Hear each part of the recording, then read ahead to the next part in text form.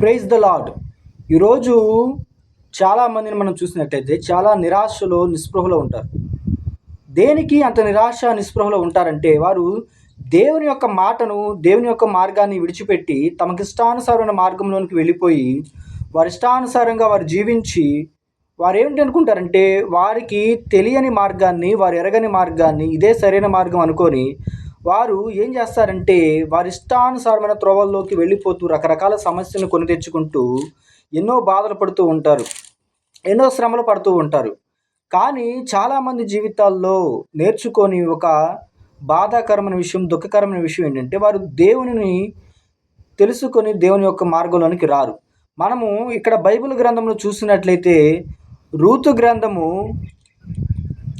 Ruth గ్రంథం కనుక మనం చూసినట్లయితే రూతు గ్రంథాన్ని కనుక మనం చదివినట్లయితే ఇక్కడ బెత్లహేములో దేవుడు ఆశీర్వదించిన స్థలములో దేవుడు రొట్టెలు అంటే బెత్లహేము యెహోవా చేత ఆశీర్వదింపబడిన స్థలము, యెహోవా చేత దీవింపబడిన స్థలము, దీవెన నొందిన స్థలము.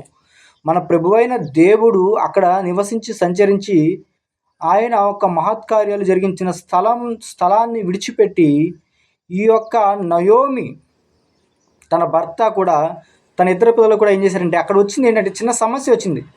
వాళ్ళకి ఏంటంటే కరువు వచ్చింది. దేవుని చేత ఆశీర్వదింపబడిన స్థలంలో కూడా కొన్నిసార్లు దేవుడు మనల్ని పరీక్షించడానికి కానీ లేదంటే ఏదైనా ఒక కారణం చేత ఏదైనా ఒక సమస్య రావచ్చు. మీరు ఆలోచించండి, దేవుడే స్వయంగా ఆశీర్వదించిన బెత్లహేములో కరువు వచ్చింది. కరువు వచ్చినప్పుడు ఆ కరువులోనే అందరూ తట్టుకొని నిలబడిన ఆ కరువులో తట్టుకొని నిలబడిన వారిలో ఏ ఒక్కరి కుటుంబం కూడా చెడిపోలేదు, పాడైపోలేదు. కానీ ఆ కరువు వచ్చిందని దేవుని యొక్క సన్నిధిని, దేవుడు నిర్ణయించిన ప్రదేశాన్ని, దేవుడు ఏర్పరిచిన స్థలాన్ని, దేవుడు నిర్ణయించిన ప్రజల్ని, దేవుడు నిర్ణయించిన ప్రాంతాన్ని విడిచిపెట్టి ఈ నయోమి తన కుటుంబము కలిపి వ్యాపారం చేసుకోవడానికి ఎప్పుడైతే వారి యొక్క స్వచిత్తము, వారి యొక్క అభిప్రాయము, వారి యొక్క ఉద్దేశము ప్రకారముగా ఎప్పుడైతే వారు మోయాబు దేశానికి ప్రయాణమై వెళ్ళారో, ప్రియులారా మీరు గమనించినట్లయితే మోయాబు దేశానికి వ్యాపారం చేసుకొని డబ్బు సంపాదించుకోవడానికి వెళ్ళారు.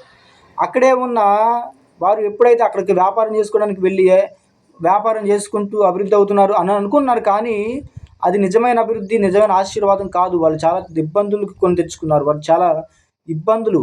వారు నాశనాన్ని కొని తెచ్చుకున్నారు. వారి జీవితాలను మనం గమనించినట్లయితే మహలోను, కిలియోను, నయోమి కుమారులు ఇద్దరు కూడా చనిపోయారు. ముందు భర్త చనిపోయాడు, తర్వాత మహలోను, కిలియోను ఇద్దరు చనిపోయారు. ఇద్దరు కొడుకులు చనిపోయారు. కోడళ్ళు విధవరాళ్ళు అయిపోయారు.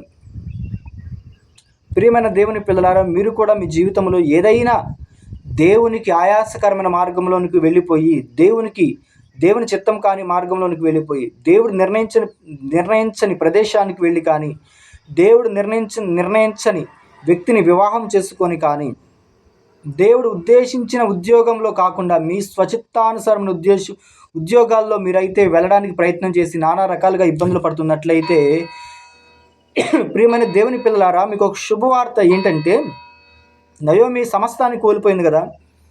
దుఃఖంలో ఉండిపోయింది, విచారంలో ఉండిపోయింది, బాధలో ఉండిపోయింది. భర్తను కోల్పోయిన బాధ ఒక పక్కన. ఎందుకంటే భర్త నిజంగా చూసినట్లయితే ఒక భార్యకు తల్లిదండ్రులు ఉన్నప్పటికీ, కన్న పిల్లలు ఉన్నప్పటికీ, ఎంతమంది ఉన్నా సరే భర్తే ఒక ధైర్యం, భర్తే ఒక బలం. ఎప్పుడైనా భార్యకు భర్తే బలం. మీరు చూడండి, భర్త లేని స్త్రీని, వివాహమైన తర్వాత భర్త లేని స్త్రీని మూతి మీద మీసం మొలిసిన ప్రతి మగాడు కూడా, లేదంటే ప్రతి వ్యక్తి కూడా ఏం చేస్తారంటే చులకన చేస్తారు, హేళన చేస్తారు, నీచంగా మాట్లాడతారు, వారి ఇష్టానుసారంగా మాట్లాడతారు. స్త్రీని గౌరవించరు. ఆమె స్త్రీ కదా, ఆమెకు ఆల్రెడీ వివాహం అయిపోయింది, ఆమెకు భర్త లేడు కదా అని వాళ్ళని గౌరవించడం, ఆదరించడం మానేసి వీళ్ళ ఇష్టానుసారంగా వీళ్ళు చెడు పనులు చేయటానికి, వీళ్ళ దురుద్దేశాన్ని నెరవేర్చుకోవడానికి ఆడవాళ్ళని అవమానపరుస్తూ ఉంటారు, ఆడవాళ్ళను హేళన చేస్తూ ఉంటారు. అలాంటి పరిస్థితిలో ఒక స్త్రీ ఎన్ని ఇబ్బందులు గురవుతుందో చాలా ఈ సమాజంలో మనం ఎన్నో రకాలుగా చూస్తూనే ఉన్నాము. మన చుట్టుపక్కల పరిసర ప్రాంతాల్లో చూస్తూనే ఉన్నాం. కానీ ఇక్కడ నయోమి భర్తను కోల్పోయింది. సరేలే పిల్లలైనా ఉన్నారు కదా అని సంతోషపడి భర్తను కోల్పోయామన్న బాధ నుంచి విడిపించబడే లోపే కుమారులిద్దరూ చనిపోయారు, ఒకరి తర్వాత ఒకరు చనిపోయారు. ఎంత కడుపు కోతో తెలుసా? ఒక ఆడదానికి ఇలాంటి కష్టాలు ఎప్పుడూ రాకూడదు. ఏ తల్లికి కూడా ఇలాంటి బాధలు రాకూడదు. ఏ భార్యకు కూడా ఇలాంటి కష్టం రాకూడదు. ప్రియమైన దేవుని పిల్లలారా, మీ జీవితంలో కూడా మీరు కూడా దేవుడు ఉద్దేశించిన ప్రదేశంలో ఉండకుండా, దేవుడు చేయమన్న పని చేయకుండా, ఇష్టానుసారమైన మార్గంలో ఒకవేళ తొలగిపోయి నానా రకాలుగా ఇప్పుడు మీరు చింతిస్తున్నారేమో, నానా రకాలుగా మీరు బాధలు పడుతున్నారేమో, నానా రకాలుగా వేదన పడుతున్నారేమో, నానా రకాలుగా మీరు భయానికి గురై లేనిపోయిన సమస్యలన్నీ మీ మీద తెచ్చుకొని, లేనిపోయిన బాధలు తెచ్చుకొని, లేనిపోయిన యొక్క నిందలు మోస్తున్నారేమో, దేవుడు నిర్ణయించిన దాన్ని కాకుండా మీ ఇష్టానుసారంగా మీ నిర్ణయాల చొప్పున నడిచి అనేక రకాల ఇబ్బందులు పడుతున్నారేమో. అయితే మీకు ఒక శుభవార్త. చూడండి, రూతు గ్రంథంలో నయోమి ఏదైతే చేసిందో అదే ఇప్పుడు మీరు కనుక చేసినట్లయితే ఈ నయోమి జీవితం ఎలాగైతే బాగుపడిందో మీ జీవితం కూడా అలాగే బాగుపడుతుంది. చూడండి, రూతు గ్రంథం చూసినట్లయితే 1వ అధ్యాయము 6వ వచనం చదువుతున్నాను చూడండి. వారికి ఆహారం ఇచ్చుటకు యెహోవా తన జనులను దర్శించేనని ఆమె మోయాబు దేశంలో వినెను గనుక మోయాబు దేశము విడిచి వెళ్ళుటకై ఆమెయు ఆమె కోడండ్రును ప్రయాణమైరి. హల్లెలూయా, ప్రైజ్ ది లార్డ్. చూడండి ఎంతో కదా. ఆవిడ ఏం చేసింది? మొదట దేవుడు చెప్పిన ఉద్దేశించిన ఊరిని విడిచిపెట్టి తన వ్యాపారం చేసుకుని అభివృద్ధి చెందడానికి వెళ్ళిపోయింది. అప్పుడు దేవుణ్ణి అడిగేలిందా? అడగలేదు. దేవుని చిత్తమా? అడగలేదు. దేవుని ఉద్దేశమా? అడగలేదు. ఆమె ఉద్దేశించుకుంది ఏంటంటే ఇక్కడి నుంచి, దేవుడు నిర్ణయించిన ప్రదేశం నుంచి. చాలామంది ఏమనుకుంటారంటే దేవుడు నిర్ణయించిన దానికంటే నేను నిర్ణయించుకుందే శ్రేష్టమైంది, దేవుడు వెళ్ళమన్న మార్గం కంటే నేను వెళ్ళమన్న మార్గమే మేలుకరమైందని యోనా వలె వారి ఇష్టానుసరమైన మార్గాల్లోనికి వెళ్ళిపోతారు. ఇక్కడ నయోమిని చూసినట్లయితే నయోమికు తన భర్త, వారి పిల్లలు కూడా వారి ఇష్టమైన మార్గాల్లోనికి వెళ్ళిపోయారు. కానీ ఇప్పుడు బుద్ధి వచ్చింది నయోమికి. ఇప్పుడు ఒక విషయం అర్థమైంది. కరువు ఉన్నా సరే, బాధ ఉన్నా సరే, ఏడుపు ఉన్నా సరే, దేవుడున్న స్థలం అయితేనే మనకి మేలు. దేవుడు లేని ప్రదేశమైనా ప్రాంతమైనా మనము జీవించలేము. అది మన వల్ల కాదు. మనం సుఖంగా సంతోషంగా జీవించలేము అన్న విషయం ఇప్పుడు నయోమికి అర్థమైంది. నయోమికి అర్థమైన తర్వాత ఏం జరిగిందంటే ఒక నిర్ణయం తీసుకుంది. ఇప్పుడు దాకా మనం దేవునికి దూరం అయిపోయాం, దేవునికి ఎంతో దూరంగా వెళ్ళిపోయాము, దేవుని మనసును ఎంతో బాధ పెట్టాము, ఆయన గాయాలు మాటి మాటికి రేపాము, ఇప్పటి వరకు దేవుణ్ణి మనం ఎంతగానో దుఃఖపరిచాము, తృణీకరించాము, ఆయన చిత్తానికి వ్యతిరేకంగా మన ఇష్టానుసార మార్గాలు నడిచేసాము. కాబట్టి ఇప్పుడు మరలా నేను వెనుదిరుగుతాను. చూడండి, వెనుతిరిగింది ఆవిడ. ఎక్కడి నుంచి? లోకంలో నుంచి దేవుని వైపు తిరిగింది. ప్రియమైన దేవుని పిల్లలారా, మీరు కూడా లోకంలో నుంచి దేవుని వైపు తిరిగినట్లయితే మీ మారాలాంటి ఈవిడ జీవితాన్ని తర్వాత చెప్తుంది ఏమంటే, నన్ను నయోమి అని పిలవద్దు, నన్ను మారానండి. ఎందుకంటే నయోమి అంటే మధురమైంది. ఈవిడ ఇప్పుడు మధురమైన స్థితిలో లేదు, చేదైన అనుభవంలో ఉంది. చేదైన అనుభవం. ఈ చేదైన అనుభవంలో నుంచి ఆవిడ నేర్చుకున్న పాఠం ఏంటంటే, దేవుణ్ణి విడిచి మనం ఎక్కడికి వెళ్ళినా బాగుపడం, దేవుణ్ణి విడిచి మనం ఎక్కడికి వెళ్ళినా మనం సుఖంగా సంతోషంగా జీవించలేం. దేవుణ్ణి కాదని మనము ఏది చేసినా వర్ధిల్లలేము, మనం అభివృద్ధి అవ్వలేము. నయోమి వర్ధిల్లిందా? అభివృద్ధి చెందడానికి, వ్యాపారం చేసుకోవడానికి వెళ్ళింది కదా. మరి అక్కడ అభివృద్ధి చెంది ఆశీర్వదింపబడిందా? అక్కడ అభివృద్ధి అవ్వలేదు. అక్కడ ఆశీర్వాదం ఆమెకి లేదు. కారణం ఏంటంటే దేవుణ్ణి కాదని ఆవిడ వెళ్ళిపోయింది కాబట్టి ఆవిడకి ఏమీ లేదంటే ఆశీర్వాదం లేదు. ప్రియమైన దేవుని ప్రజలైన మీకు కూడా చెప్తున్న మాట, మీరు ఎంత దూరం వెళ్ళిపోయినా సరే ప్రార్థనలో మీరు చేయడం మానేశారేమో, బైబిల్ చదవడం మానేశారేమో, దేవుని యొక్క మందిరానికి, ఆలయానికి వెళ్ళడం మానేశారేమో, మీ దైవ సేవకుల్ని విడిచిపెట్టేశారేమో, మీ ఆత్మీయ సహవాసాన్ని విడిచిపెట్టేశారేమో. ప్రియమైన దేవుని పిల్లలారా, దేవుని యొక్క సహవాసాన్ని విడిచిపెట్టారేమో. ఈ నయోమి వలె మీరు వెనక్కి తిరిగి దేవుని పాదాల దగ్గరికి వచ్చినట్లయితే మీ చేదైన అనుభవాలను దేవుడు మధురాతి మధురంగా చేస్తాడు. కాబట్టి ప్రియమైన దేవుని పిల్లలారా, రూతును కూడా చూడండి. రూతును చూసినట్లయితే భర్తను కోల్పోయింది. 10 సంవత్సరాలు భర్తతో కాపురం చేసినా కూడా ఆమెకు పిల్లలు కలగలేదు. కానీ ఆవిడ ఎప్పుడైతే నీ దేవుడే నా దేవుడు అని తన యొక్క అత్తే కాదు, ఆత్మీయ సేవకురాలుగా కూడా నయోమిని మనం అనుకోవచ్చు. ఎందుకంటే దేవుని గురించి ఈ యొక్క రూతుకి తెలియచెప్పింది తమ అత్తే. దేవుడి యొక్క గొప్పతనమును, వారి జీవితాల్లో దేవుడు చేసిన కార్యాల గురించి రూతుకు చెప్పింది వారి యొక్క అత్తే. ఒక రకంగా ఆత్మీయ తల్లి కూడా నయోమియే. కాబట్టి ఆ నయోమి జీవితంలో జరిగిన అద్భుతమే కాకుండా ఈ రూతు జీవితంలో కూడా ఏం జరిగిందంటే 10 సంవత్సరాలు భర్తతో కాపురం చేసిన పిల్లలు కలగలేదు. అలాగే నిన్ను తన సేవకురాలను వెంబడించింది, తన ఆత్మీయ సేవకులను వెంబడించింది, దేవుని యొక్క సన్నిధిని వెంబడించింది. ఫలితంగా రూతు ఏం పొందుకుందంటే వారి యొక్క మిక్కిలి ఆస్తిపరుడైన, చూడండి, ఈ రూతుకి ఇల్లు కానీ పొలము కానీ అక్కడ ఏమీ లేవు. అసలు తినకు సంబంధించిందంటే అక్కడ ఏమీ లేవు. తనని విడిపించేవాళ్ళు లేడు, రక్షించేవాళ్ళు. తిని వెళ్ళిన తర్వాత ఆశీర్వదింపబడింది. మిక్కిలి ఆస్తి కలిగిన వాడు ఆవిడ దగ్గరికే. చూడండి, ఆస్తి లేదు ఆమెకి.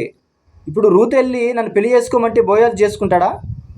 ఆమె వివాహం అయిపోయింది, ఒక విధవరాలు, పైగా మోయాబీరాలు, ఒక అన్యురాలు, ఒక పేద వ్యక్తి అండి. తనకి ఆహారము కూడా లేదు, కూలి వాళ్ళతో పనిచేసే అంత యోగ్యత అర్హత కూడా లేదు.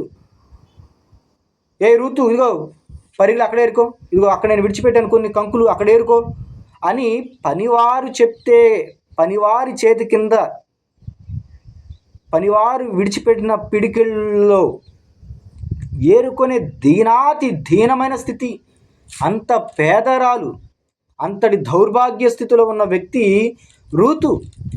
రూతు జీవితాన్ని మీరు చూసినట్లయితే రూతు ఎంత పేద వ్యక్తో, ఎంత లేని వ్యక్తో, కనీసం కూలి పని చేసుకునే వ్యక్తి కూడా కాదు. పరదేశులు ఏరుకున్నట్టుగా ఏరుకొని, కంకులు ఏరుకొని బతికే వ్యక్తి. ఆనాటికి దినదినము కంకులు ఏరుకుంటేనే, వాళ్ళ పొలాల్లో పంటలో విడిచిపెట్టిన కంకులు, వారి యొక్క ధనాగారాలు ఏరుకుంటేనే ఆవిడకి పూట గడిసేది, వాళ్ళ అత్తకు గడిసేది. అంతటి దీనస్థితిలో ఉన్న వ్యక్తి బోయాజు దగ్గరికి వెళ్ళి నువ్వు నన్ను పెళ్లి చేసుకుంటావా అని అడిగితే ఏమంటాడు అండి? ఎంత భయంకరమైన అవమానం ఎదురయ్యేదో. కానీ బోయాజే రూతమ్మ దగ్గరికి వచ్చాడు, రూతమ్మని ఇష్టపడ్డాడు, రూతమ్మని ప్రేమించాడు, రూతమ్మని వివాహం చేసుకోవాలనుకున్నాడు, రూతమ్మ పట్ల దయ కలిగి ఉన్నాడు, వాత్సల్యత కలిగి ఉన్నాడు. ఆవిడ జీవితాన్ని చూడండి. ఏ రూతు అటెళ్ళు ఇటెళ్ళు, అక్కడ కంకులు వదిలేశాను, లేదంటే ఇక్కడ పలానా విడిచిపెట్టాను, వెళ్ళేరుకో అనే వాళ్ళందరూ కలిసి ఆమె జీవితంలో యేసు ప్రభు చేసిన అద్భుతానికి ఏం చేశారు తెలుసా? 2 చేతులు కట్టుకొని ఓయ్ ఒసే అసే అని పిలిచే వాళ్ళందరూ కూడా అమ్మ రూతమ్మ గారు అనే స్థితికి వచ్చారు. ఏ పొలములో అయితే కంకెలు వేరుకుందో అదే పొలానికి ఆవిడ యజమానురాలైపోయిందంట. హల్లెలూయా! ఎంత అద్భుతమో రూతమ్మ జీవితంలో, ఎంత అద్భుతమో. ఆవిడ చేదైన అనుభవాలు, చేదైన జీవితం కాస్త మధురం అయిపోయింది. ప్రియమైన దేవుని పిల్లలారా, మీరు కూడా దేవుని దగ్గరికి రండి. దేవుడు ఖచ్చితంగా మీకు మేలే చేస్తారు. తిరిగి రండి. మీరు ఎక్కడికి వెళ్ళిపోయినా సరే నయోమి తిరిగి వచ్చినట్టుగా మీరు తిరిగి రండి. మీరు ఏ మతానికి చెందిన వారైనా సరే రూతమ్మ ఎలాగైతే నిజమైన దేవుణ్ణి వెంబడించిందో అలాగ మీరు వెంబడించండి యేసు ప్రభువుని. మీరు ఖచ్చితంగా ఆశీర్వదింపబడతారు. మీరు ఆశీర్వదింపబడటమే కాదు, కానీ అనేక మందికి మీరు ఆశీర్వాద కారకులుగా కూడా మారుతారు. ప్రియమైన దేవుని పిల్లలారా, దేవుని దగ్గరికి రండి. అప్పుడు ఆయన ఖచ్చితంగా మీ దగ్గరికి వస్తాడు, తప్పక మీకు మేలు చేస్తాడు. యాకోబు లేయాని ద్వేషించాడు. లేయా ద్వేషించబడింది, తృణీకరించబడిందండి. భర్త ప్రేమకు నోచుకోలేదు. ఆవిడ ఎంత హృదయ వేదనకి గురై ఉంటుంది. ఎన్నిసార్లు ఏడ్చిందో పాపం, ఎన్నిసార్లు కన్నీళ్లు పెట్టుకుందో. నా భర్త నన్ను వదిలేసి ఎప్పుడు చూసినా నా చెల్లి దగ్గరే ఉంటున్నాడు, నా చెల్లితోనే మాట్లాడుతున్నాడు, నా చెల్లి దగ్గరే ఉంటున్నాడు, పొలం పనికి వెళ్ళొచ్చి పని చేసి వచ్చి నా దగ్గరికి రాకుండా నా చెల్లి దగ్గరికే వెళ్తున్నాడని ఎంత ఏడ్చుంటుందో, ఎంత బాధపడి ఉంటుందో, ఎంతగా వేధింపబడి ఉంటుందో. కనీసం తనకి లేయా నువ్వు తిన్నావా లేదా, నువ్వు ఎలా ఉన్నావు ఏంటి, నీ పరిస్థితి ఏంటి, నీ ఆరోగ్యం బాగుందా లేదా, నీ పరిస్థితి ఎలా ఉంది, నువ్వు కనీసం నీకు బట్టలు ఉన్నాయా లేవా, నీకు ఆరోగ్యం సరిగ్గా ఉందా లేదా, నీ పరిస్థితి ఏంటి, నువ్వు ఎలా ఉన్నావు ఏంటి అని ఎక్కడా కూడా యాకోబు అడిగి పట్టించుకున్నట్టుగా లేదు బైబిల్లో. ఎంత తృణీకరింపబడిందో, ఎంత హీనపరచబడిందో, ఎంతగా ద్వేషించబడిందో. ఆవిడ జీవితాన్ని మీరు చూసినట్లయితే ఎంత చేదైన అనుభవం, ఎంత దుఃఖకరమైన అనుభవం. భర్త ప్రేమకు నోచుకోలేకపోయిందండి. 4 పిల్లలని కని కూడా ఆవిడ ఏమన్నా తెలుసా? ఇప్పుడైనా 4 పిల్లలని కన్నాను కదా, ఇప్పుడైనా నా భర్త నన్ను ప్రేమిస్తాడేమో. ఎంత తృణీకరింపబడి ఉంటే 4 పిల్లల కన్నా కూడా నా భర్త నన్ను ప్రేమిస్తే చాలు అనుకుని ఉంటుంది. చూడండి ఎంత తృణీకరింపబడింది. కానీ ఆవిడ్ని దేవుడు చూశాడండి. దేవుడు చూసి ఏం చేశాడు తెలుసా? ఆవిడ గర్భాన్ని తెరిచాడు, 12 పిల్లలను ఇచ్చాడు, మగ పిల్లలను ఇచ్చాడు, ఒక ఆడపిల్లని ఇచ్చాడు. ఆవిడ గర్భంలో నుంచి వచ్చిన పిల్లలందరూ కూడా యాజకులుగాను, ప్రవక్తలుగాను, గొప్పవారిగా, ఇశ్రాయేలు 12 గోత్రాలు అధిపతులుగా ఉన్నారు వాళ్ళు. ఎందుకంటే ఆవిడ పిల్లలు సామాన్యమైన పిల్లలు కాదు. లేవీయులు యాజకులయ్యారు. యూదాలోంచి దావీదులోంచి ప్రభు అయిన యేసుక్రీస్తు ప్రభువు వచ్చాడండి. అంతగా లేయా ద్వేషించబడింది, తృణీకరించబడింది కాబట్టి అంత హెచ్చైన దీవెన ఆవిడికి కలిగింది. ప్రియమైన దేవుని పిల్లలారా, మీరు కూడా దేవుని దగ్గర నుంచి దేవునికి దూరంగా ఉన్నట్లయితే, ఒక లేయా ఎలాగైతే దేవుని దగ్గరికి, ఒక అన్యురాలైన లేయా దేవుని దగ్గరికి వచ్చి ఎలాగైతే దీవెన పొందుకుందో, ఆదరించబడిందో, ఓదార్చబడిందో, నయోమి దేవుని విడిచిపెట్టి, దేవుని సన్నిధానమును విడిచిపెట్టి ఎలాగైతే వెళ్ళిపోయి మరలా తిరిగి వచ్చి దీవించబడిందో, రూతమ్మ ఎలాగైతే సమస్తాన్ని కోల్పోయినా కూడా దేవుణ్ణి తెలుసుకొని దేవుణ్ణి వెంబడించి, తన ఆత్మీయ తల్లిని వెంబడించి ఎలాగైతే దీవించబడిందో, మీరు కూడా మీ దుఃఖములు సమాప్తం అవ్వాలంటే, మీ వేదనకరమైన పరిస్థితులు మార్చబడాలంటే, మీ మనోవేదన తొలగిపోవాలంటే, మీ పరిస్థితులు చక్కబడాలంటే దేవుని దగ్గరికి రండి. ఆయన మిమ్మల్ని ఓదార్స్తాడు. నా ప్రజలను ఓదార్చుడి అని ఆయన వాక్యం సెలవిస్తుంది. యెషయా గ్రంథం 40వ అధ్యాయంలో ఉంది కదా, నా ప్రజలను ఓదార్చుడి అని దేవుడు మిమ్మల్ని బ్రతిమలాడుతున్నాడండి. ప్రియమైన దేవుని పిల్లలారా, మీరు కూడా దేవుని దగ్గరికి రండి. ఆయన దగ్గర మీకు కృప దొరుకుతుంది, సమాధానము దొరుకుతుంది, శాంతి దొరుకుతుంది. మిమ్మల్ని దేవుడు ఓదారుస్తాడండి.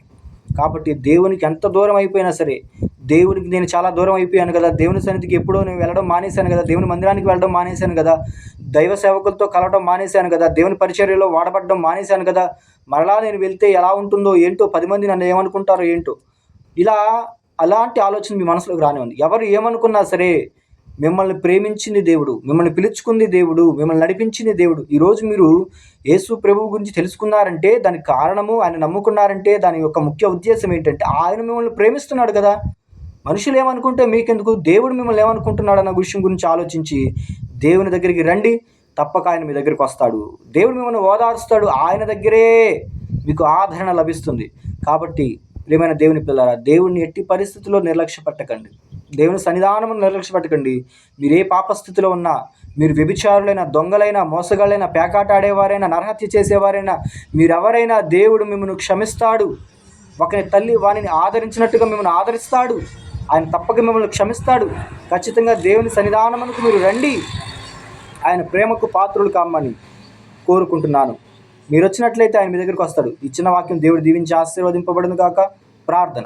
పరిశుద్ధుడా, మీకే వందనాలు, స్తుతులు, స్తోత్రాలు చెల్లిస్తున్నాను.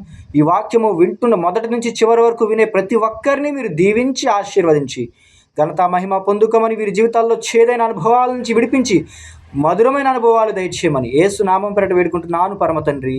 Amen, amen, amen. Praise the lord.